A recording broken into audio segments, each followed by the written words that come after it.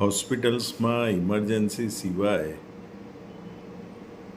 Angiography કરીને પેશન્ટ્સને slab જેવા blockages બતાવીને કે જે અલ્ટ્રાસાઉન્ડ વગરના હોય, કોઈ આઈવસ નાખેલું ના હોય, એફએફએસ ટેકનોલોજી ના હોય, કોઈ પણ જાતનું મેઝરમેન્ટ વગર ડૉક્ટર લમસમ ટકાવારીનું જજમેન્ટ આપે કે તમે તો બહુ જ મોટા મોટા બ્લોકેજ છે અને તમારે તો બાયપાસ વગર ચાલે એવું જ નથી.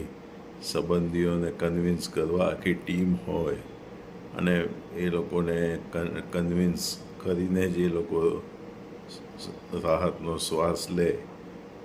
હોસ્પિટલમાં લોંગ સેગમેન્ટ લીઝન હોય એટલે બાયપાસ સર્જરીને શોર્ટ સેગમેન્ટ લીઝન હોય તો સ્ટેન્ટ, આ બે કન્સેપ્ટ છે.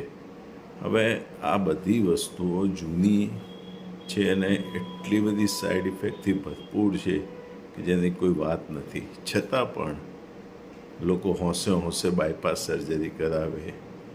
સ્ટેબલ કન્ડિશન હોય તો સ્ટેન્ટો મુકાવે, એક પછી બીજું, બીજા પછી ત્રીજું ભરાઈ જાય. એટલે હવે એની પાછળ કારણ ખબર નથી પડતી. ભય છે કે સોશિયલ એક ઈગો છે કે ડૉક્ટરનું પ્રેશર છે, કોઈ જ કારણ ખબર નથી પડતી.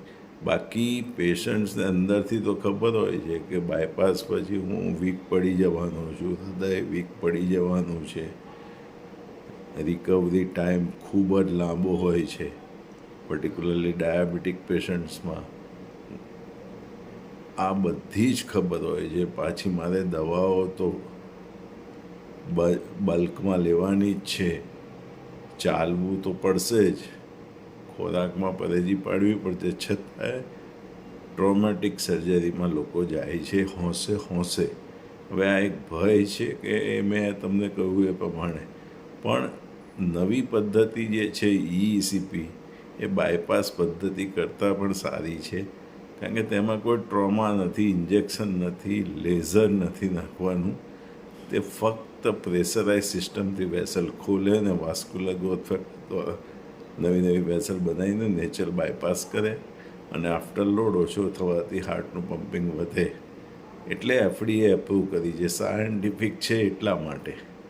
એટલે વિચારીને કોઈ પણ સ્ટેપ લેવું. આપણા હૃદયનો સવાલ છે, જિંદગીભર હૃદય સાથે રહેવાનું છે, જીવીશું ત્યાં સુધી. એટલે બહુ વિચારીને.